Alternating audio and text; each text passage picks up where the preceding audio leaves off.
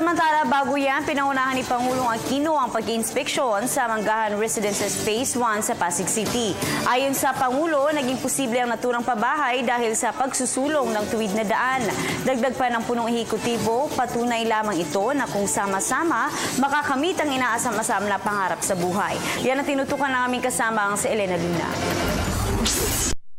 Hinimok ni Pangulong Aquino ang mga pamilyang benepisyaryo ng pabahay sa Metro Manila Informal Settlers sa Pasig City na magpakita ng pagiging mabuting ehemplo para magtuloy-tuloy ang programa. Nakasama ng Pangulo ang 120 pamilyang naninirahan sa Manggahan Residences na nakatayo sa MMDA Depot, Barangay Santa Lucia, Pasig City. Didiin ko lang kailangan maging matagumpay kayo. Para yung susunod naman mabibigyan ng benepisaryo o mga benepisaryong susunod ay mabigyan rin ng pagkakataon. Pagdating ng araw hindi nagtagumpay ito, yung mga kasangga natin na nagmumukhang ipagpatuloy yung programa ay maghihirap na magbigay na ebidensya na tama ang solusyon to. So, pakiusap po matindi. No? Kayong mga nanguna, pakita nyo kung bakit tama ang ginagawa nating estratehiya sa ngayon.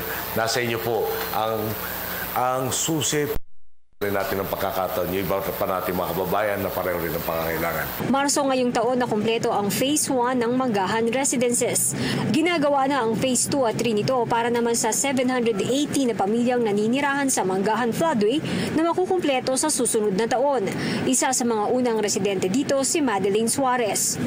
Binigyan niyo po kami, mahal na Pangulo, ng pagkakataong mangarap, kumilos at magtagumpay.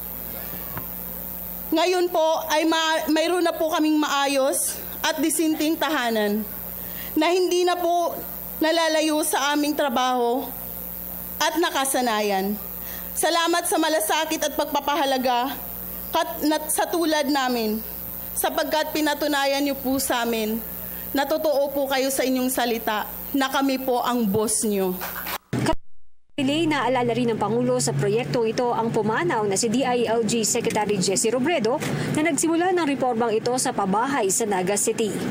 Magkahalong lungkot at tuwa ang nararamdaman ko sa pagbisita natin dito ngayon.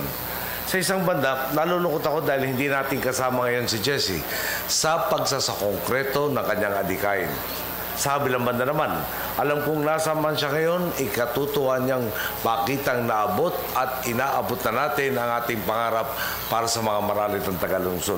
Ang pabahay ay bahagi ng 50 bilyong pisong proyekto ni Pangulong Aquino para sa informal settler families sa Metro Manila na mas kilala bilang Pinoy Housing Fund.